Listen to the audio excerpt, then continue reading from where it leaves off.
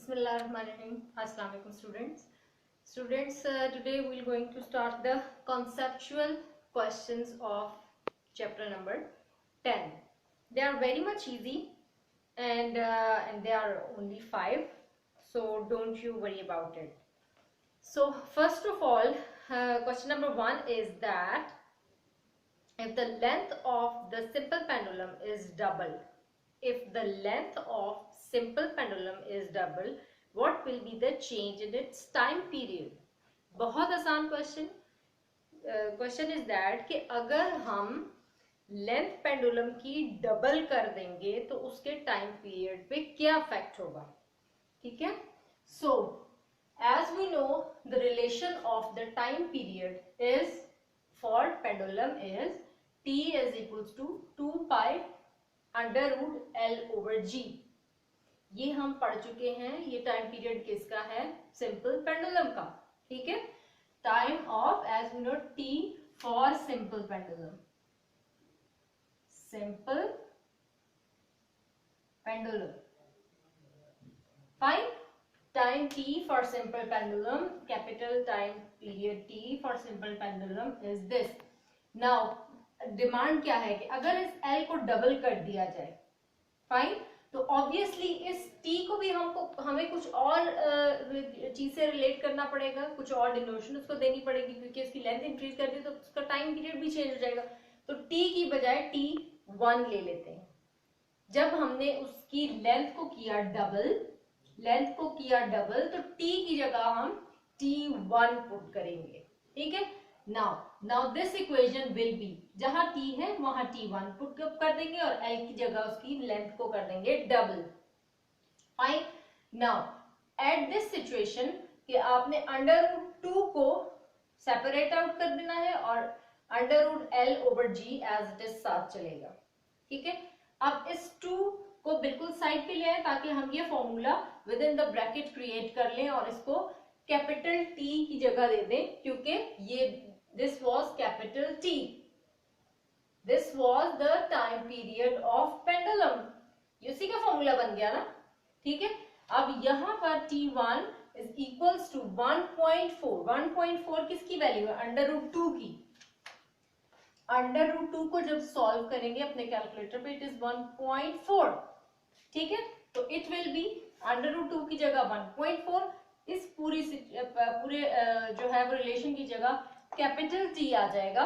सो क्या रिलेशन बना? अगर हम पेंडुलम की लेंथ डबल कर देते हैं तो क्या है? उसका टाइम पीरियड 1.4 टाइम्स इंक्रीज हो जाएगा. If length of pendulum is doubled then time period is 1.4 times of its original value. मतलब लेंथ बढ़ाएंगे तो टाइम पीरियड इंक्रीज होगा. वैसे भी अगर इस रिलेशन से हम देखें तो टाइम और लेंथ के इन बिटवीन जो है वो डायरेक्ट प्रोपोर्शनैलिटी है, बिकॉज ये कांस्टेंट है, जी भी कांस्टेंट है which is acceleration due to gravity which is 10. ये दोनों चीजें हो जाती हैं कांस्टेंट. तो डायरेक्ट रिलेशन है between L which is the length of the pendulum and time. Length बढ़ाएंगे तो टाइम ऑटोमेटिकली इंक्रीज ही होगा. Now question number 2. Question number 2 is that कि some student bounce a ball on the ground. A ball is dropped from a certain height onto the floor and keeps on bouncing. Is the motion of the ball simple harmonic? Explain. Simple harmonic motion की definition क्या थी? सबसे पहले क्या थी कि point क्या था उसका कि एक पॉइंट के अबाउट उसने ऑसिलेट करना है, वाइब्रेट करना है. सेकंड कंडीशन क्या थी? एक्सेलरेशन डायरेक्टली रिलेट करती है डिस्प्लेसमेंट से और टुवर्ड्स द मीन पोजीशन होती है. तो आंसर इसका होगा no. Bouncing ball is not the example of bouncing ball is not the example. Bouncing ball is not the example of simple harmonic motion. Why it is not the example of simple harmonic motion, या it is not satisfying the simple harmonic motion? क्योंकि ये इस relation को ओबे नहीं कर रहा. Fine, इसमें कोई रेस्टोरिंग फोर्स भी नहीं है. ठीक है, उसको यहाँ ये बाउंस की बॉल गई ऊपर, फिर वापस, फिर गई, फिर ये करते करते ये स्लो डाउन हो जाएगी. लेकिन इसमें ये एक्सेलरेशन डायरेक्टली रिलेट नहीं कर रहा डिस्प्लेसमेंट से, और acceleration directed towards mean position भी नहीं है. बिकॉज आंसर आप लिखेंगे, because it never satisfied the requirement of simple harmonic motion, which is, इस चीज को सेटिस्फाई नहीं कर रहे. ठीक है, हमें लगता तो है कि वाइब्रेट कर रही है अबाउट मीन पोजीशन, लेकिन ये चीज, इस acceleration is directly proportional to displacement को सेटिस्फाई नहीं कर रही. That was the answer of 10.2. Now comes to the 10.3. A student performed 2 experiments with a simple pendulum. He or she used 2 bobs of different masses by keeping other parameters constant to his or her calculation. The time period. Okay, क्या है कि एक student जो है simple pendulum का करता है experiment. ठीक है, सिंपल पेंडुलम का एक्सपेरिमेंट करता है और वो उसमें मैसेज जो है, वो बॉब्स जो है लगा हुआ होता है, जो उसको डिफरेंट मैसेज में यूज कर लेता है. तो क्या उसके टाइम पीरियड पे इफेक्ट होगा? वैसे भी आप अपनी लैब्स में, स्कूल लैब में चेक कर सकते हैं कि वहां पर बॉब जो लगाए जाते हैं, they are of different sizes. कभी बॉब इतना होता है, कभी बॉब इतना होता है, कभी लाइक छोटा भी है, बड़ा भी है, उससे फर्क नहीं पड़ता. वो आपका एक्सपेरिमेंट दोनों से एक जैसा ही होता है. अब रीजन क्या है? रीजन ये है कि as you know the relation of the time period for simple pendulum is t 2 pi under root L over G. यहाँ कहीं मैथ का इन्वॉल्वमेंट है, there is no involvement of mass. तो time period is totally independent of mass. तो इस relation से आप prove कर लेंगे कि अगर आप डिफरेंट मैथ्स से भी ये एक्सपेरिमेंट करेंगे तो there is no effect on time period. तो आप आंसर में ये लिखोगे that time period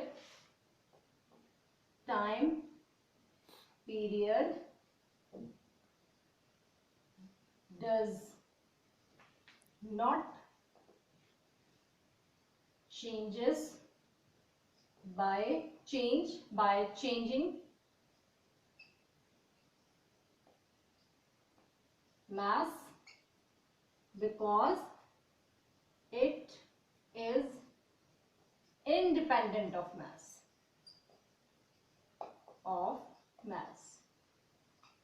as shown in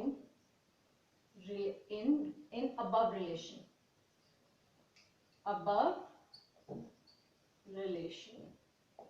So the answer is time period does not change by changing mass. Fine, because it is independent of mass as shown in above relation. Fine, I think you get it, and that was the answer of 12.3. Now come to the 10.3. Now come to the fourth question of this exercise. 10.4. What type of waves do not require any medium for their traveling? बहुत दफा discuss कर लिया कि कौन सी waves हैं जो कि जो मीडियम को रिक्वायर नहीं करती, मतलब वैक्यूम में भी ट्रेवल कर लेती हैं. ठीक है, वो कौन सी वेव्स हैं? तो वो वेव्स कौन सी हैं? Electromagnetic waves. तो उसकी एग्जांपल साथ आप दे दीजिएगा. Electromagnetic waves, for example radio waves या एक्स रेज. ठीक है, उनको रिक्वायरमेंट नहीं होती कि वो जो है वो ट्रैवल कर सकें थ्रू मीडियम. ठीक है, तो आंसर आप लिख लीजिए 10.4 electromagnetic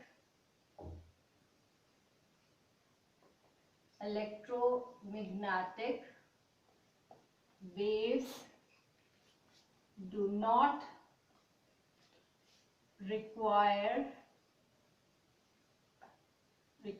medium for their traveling.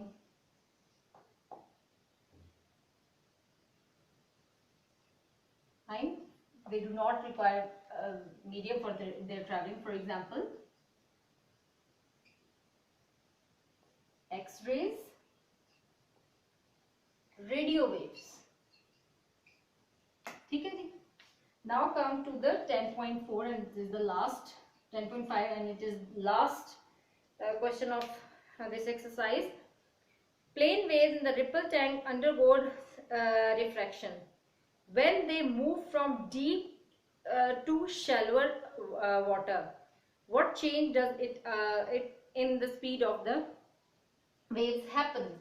मतलब ये है कि वो कह रहे हैं कि जी शैलोअर वाटर में था, डीप वाटर से शैलोअर वाटर में, मतलब गहरे पानी से कम गहरे पानी में जब वाटर वेव्स ट्रेवल करती हैं तो उनकी स्पीड में क्या डिफरेंस आता है. ठीक है, ये आपका अगर पॉन्ड ऑफ वाटर है, ठीक है, ये इसका डीपर पार्ट है और ये इसका शैलोअर पार्ट है. ठीक है, डीपर पार्ट में ऑब्वियसली मॉलिक्यूल्स ज्यादा हैं और इसका वेवलेंथ ऑब्वियसली बहुत ज्यादा होगी वेवलेंथ. ठीक है, तो जब वो शैलोअर पार्ट में जाएगी तो उसकी वेवलेंथ भी कम हो जाएगी. वेवलेंथ कम हो जाएगी तो ऑटोमेटिकली स्पीड भी कम होगी, because v is equals to f lambda. ठीक है, वेवलेंथ कम हुई तो स्पीड डायरेक्टली रिलेट कर रही है, स्पीड डायरेक्टली रिलेट कर रही है. वेवलेंथ कम तो स्पीड ऑटोमेटिकली कम हो जाएगी. ठीक है, तो you have to write it when water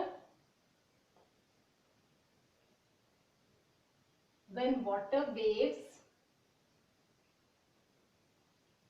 enter shallow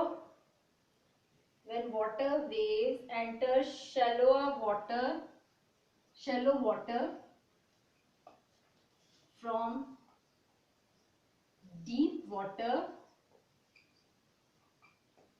its velocity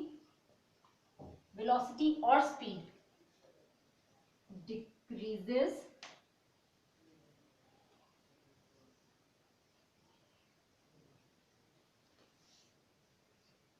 because wavelength decreases. ठीक है,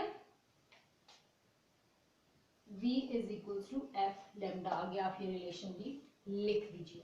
ठीक है, कि शैलोअर वाटर से जब डीप वाटर से shallower water, when water waves enter shallower water from deep water, its velocity decreases because its wavelength also decreases. ठीक है, wavelength decreases and according to this relation there is direct proportionality between them. आप आगे लिख सकते हैं इसके कि there is direct proportionality between velocity and wavelength. जहां वेवलेंथ डिक्रीज वहां velocity decrease. So students, we are done with the conceptual question. Only we are left with the numericals. We'll do it in the next lecture inshallah. But you have to subscribe my channel, share it. Thank you very much.